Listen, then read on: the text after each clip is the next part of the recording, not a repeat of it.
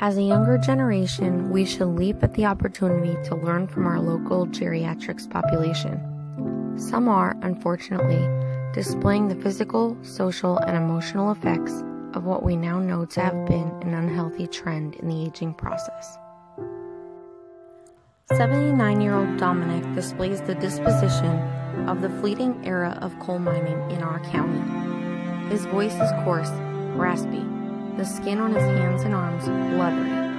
Dyspnea and shortness of breath confine him to only the downstairs of the home he still shares with his wife on Palo Alto's Cadbury Street. The only sounds accompanying his words are his wheezing, his occasional cough, and the hum of his oxygen concentrator, the oxygen which barely alleviates the symptoms of his disease. A beautiful August afternoon in 1957, Dominic reminisces, he left his high school job at Riley Stables for what became a career in coal mining. Recently married, his wife Annie now expecting, it just made sense to get a real job at the local colliery in Palo Alto, just blocks from his house. It would be a good living for his family, with good benefits. When the colliery burned down in the 70s, Dominic was moved to the new St. Nicholas Breaker to complete his 48-year coal mining career. Just 2 years after retirement, he was diagnosed with emphysema and chronic obstructive pulmonary disease. It was recognized to be pneumoconiosis, black lung, a year later. Today, he is also in congestive heart failure. Dominic recalls the progression of his debilitating disease in his final years of working. He remembers how his breathing made a huge impact on his family, his life. He finally sought help when he could no longer engage in the hobbies he so enjoyed. Once, he remembers, after running up the stairs, I couldn't breathe, couldn't scream for anybody, felt ready to pass out. I didn't know a thing about black lung or mine-related lung diseases. He warns the current generation, think about your family, think about the things you want to do, and take care of yourself. His only regret is not noticing what was happening sooner.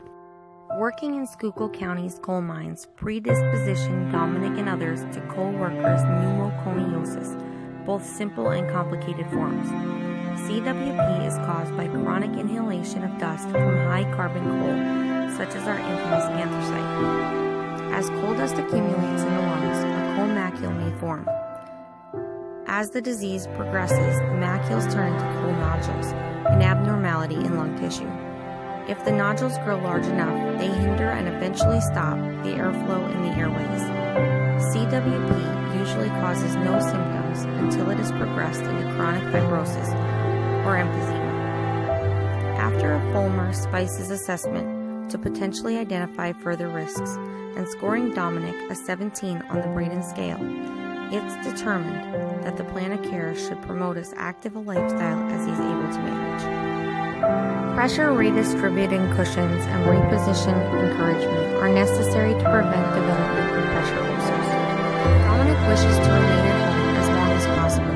After I evaluated his chosen environment with a home safety assessment, I learned his family had already modified Dominic and Annie's home, which is safe and fall risk is low. Despite his breathing difficulties and failing heart, Dominic scored a 4 on the CATS index, indicating he is functionally independent and can remain at home.